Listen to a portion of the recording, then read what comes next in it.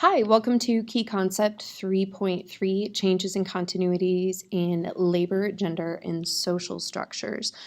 This video is going to specifically detail changes and continuities in labor. We're going to talk about free peasant agriculture in Europe, the Byzantine Empire, and in China, nomadic pastoralism as shown by the Mongols, craft production and guild organization in Europe, and government-imposed labor taxes in the Incan Empire as well as the Chinese dynasties, and military obligations in the Byzantine Empire, Europe, and China. So let's go ahead and begin. So free peasant agriculture was one of the main ways that we see labor organized in the Byzantine Empire. Sorry, I am so tongue-tied.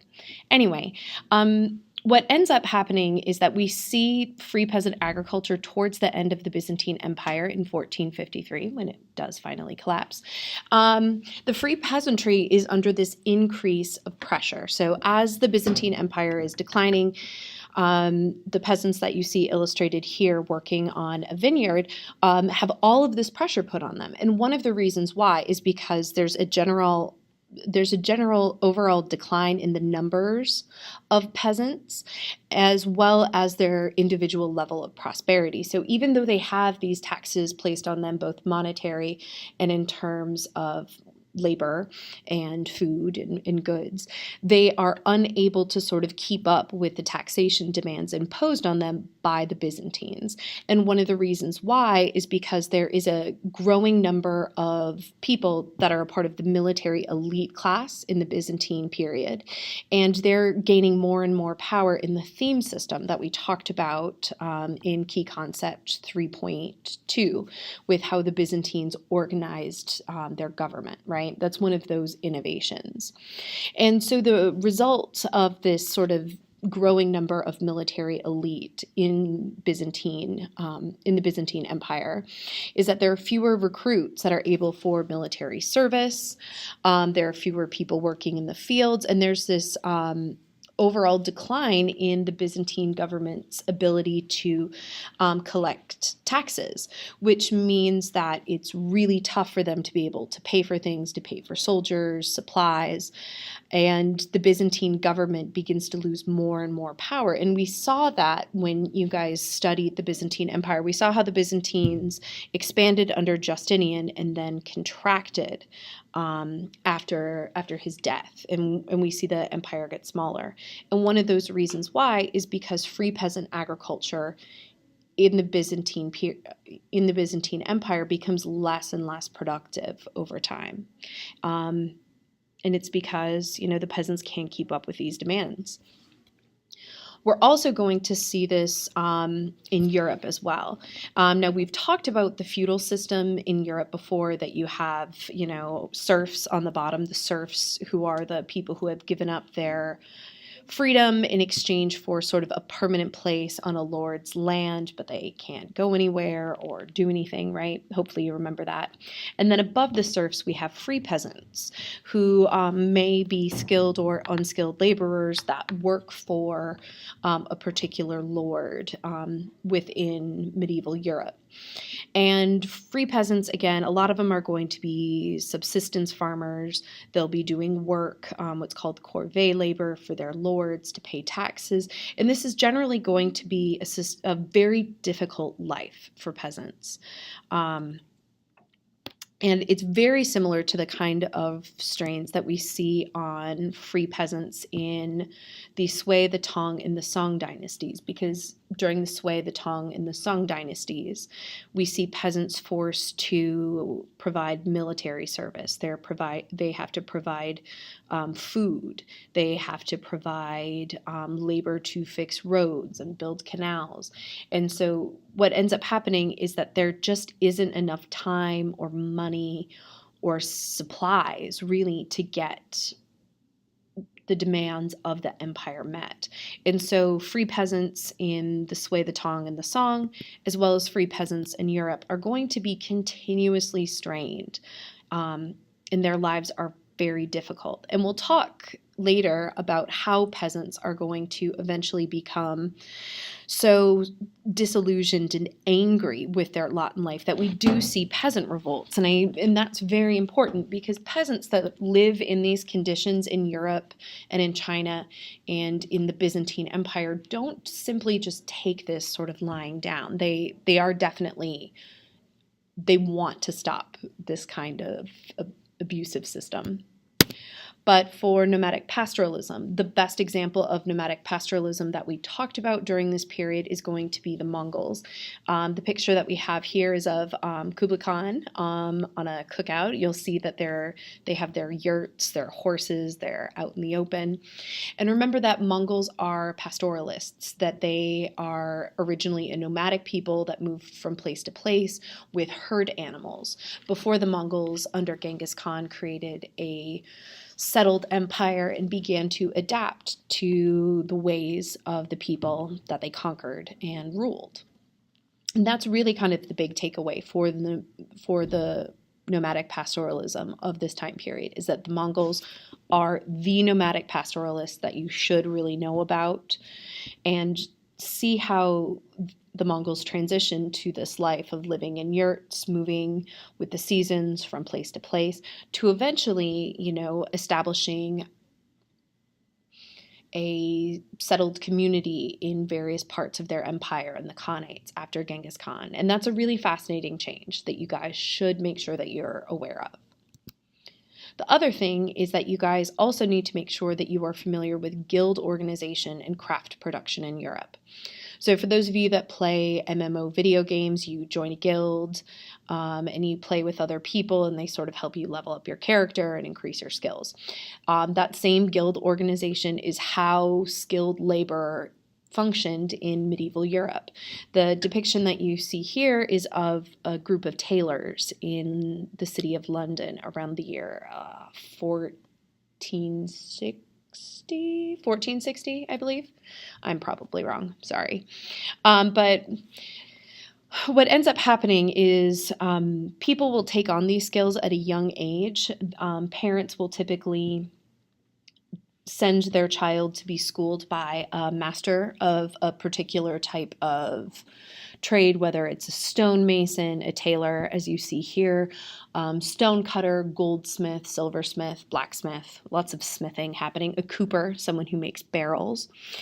But what happens is these boys will go ahead and become apprentices around age 7. And then throughout their apprenticeship, they'll sort of learn these basic skills. And if they're good apprentices, then they'll be taken on by their master as a journeyman. And the journeyman begins to refine and polish these skills, so that eventually what happens is the journeyman will create what's called a masterpiece. And that masterpiece proves that that journeyman has the skill of a master, that they can now go out on their own and create and work for themselves or work for someone else at a high level of skill. And the reason why we see the journeyman, apprentice, and masterpiece system is that these guild organizations, they control the different types of labor in medieval cities. So, for example, you don't want a tailor in medieval London working on your clothes and weaving your cloth that isn't actually good at their job, because otherwise it's going to be very difficult for people to sort of find work and be trusted. This is a way of letting people know, hey, I'm a trained individual, I have these professional skills, you should pay me. The guild organizations not only ensure quality of product and labor, but they also set prices. So that way, across the city, people are charging a fair amount of money for their work. It's also to ensure that nobody gets ripped off, whether it's customer or worker, which is pretty important. And again, this is a pretty fascinating system. And in particular, you should have read about this in your medieval Italy readings when we talked about the Italian city-states. You should really look there as well. The next part that we're going to talk about are government-imposed labor taxes. So what we see here is a depiction of European peasants chilling out, eating some food. But what I do want to talk about is a word called corvée that I've mentioned on and off again. throughout the course of the year. But corvée is a labor tax. It's a French word, but the idea here is that corvée is work that you have to do for your lord or for a person in government, so that you're not just paying money like we do today, but that you might have to go and work on your lord's land, once a week for, your entire life. Or if you're in China, you might have to go and work on building the Grand Canal. But those kinds of labor taxes are called corvée, generally speaking. And they become very popular during this time period. That's how castles and other large systems were able to exist in Europe, because you don't have to pay all of those peasants to work. They're just sort of coerced into doing it because it's their job. They have to pay taxes somehow. Now, military obligations are going to be particularly important in Tang China. You guys should remember back to the Du Fu poem, The Song of the War Wagons. I also might have called it the Battle of War Wagons.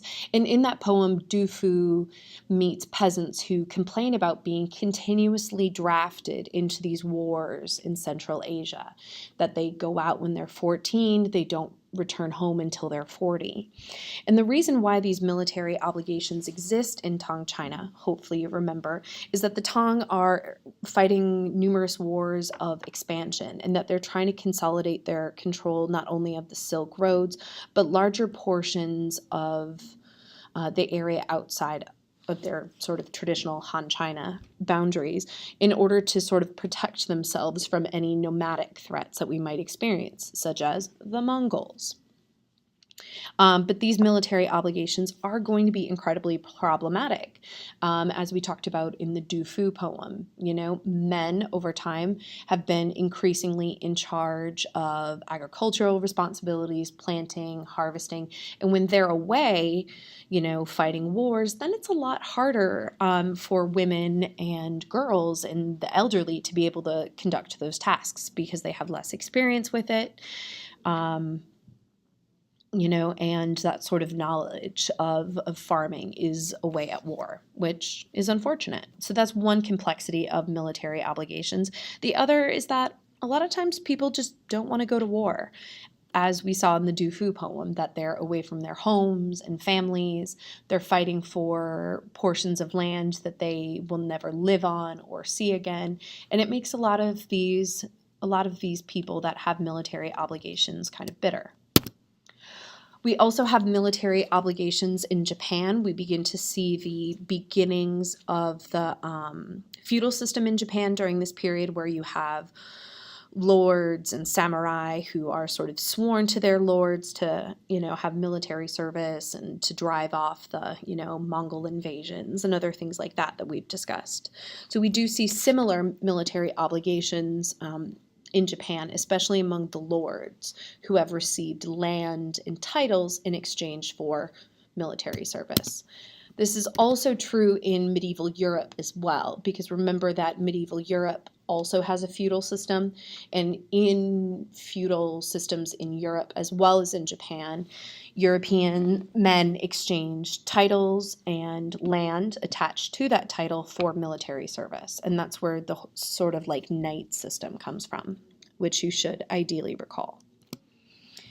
So let's now talk about the new forms of coerced labor organization, in particular serfdom in Europe and Japan, and the Midas system in the Inca Empire. Now, serfdom in Europe is particularly important because it's associated with the feudal system. We talked about how there are free peasants who could, kind of go from place to place, right? And that they could kind of seek work wherever they like.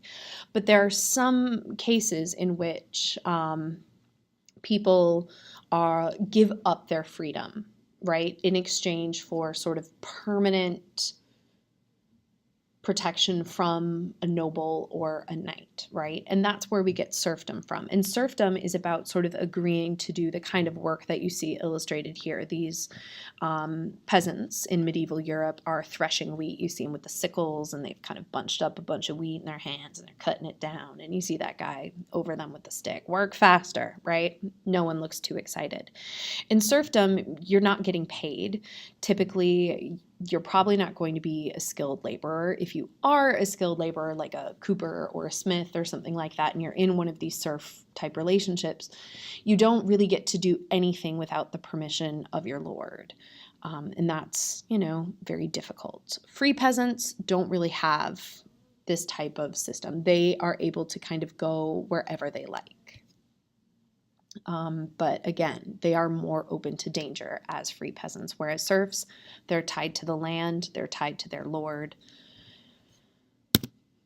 Now, the Midas system. The Midas system in the Inca Empire is important because hopefully you remember that the Midas system in Europe, sorry about the bell, was the Inca. Sorry about the bell. The Midas system was the Inca government's way of creating that command economy, that they sort of decide who is going to grow what and where it's going to be transported. The illustration here of the guys and the llamas and the packs on their back are some Incan laborers that have come to a government storehouse to turn over the crops that they've grown and things like that. And this is really important because the Midas system later on, once the Inca collapse after the conquest of the Spanish, we'll see the Midas system adapted by the Spanish, right? So just keep in mind that the Incans have this command type economy. The government is regulating their trade and what is going where, and that they are sort of not really free to do one thing or another. So, something to consider. Peasant revolts. Peasant revolts are going to happen literally everywhere that you have peasants that are working in harsh conditions, as you see in this painting that I got from medievalist.net, depicting all of the different tasks that are performed by peasants in medieval Europe through all of the different seasons. And wherever these peasants are sort of abused and neglected and having to pay high taxes, they're generally going to be really done with their lords and landed elites and essentially table flip. And sort of say, we're done with, this kind of labor taxation and everything, and we're going to go ahead and try and overthrow you guys. This happens in Europe, this happens in Tong China, all over the place. So now, be sure to check out some of the images that you see at the end of this portion of the PowerPoint. There's a nice summary here about the different forms of labor organization. There's also this great image from Freemanpedia that talks about all of the different types of labor organization that I discussed, as well as a really great summary of a couple of different free peasant revolts. I hope you guys enjoyed this. Thank you very much for watching.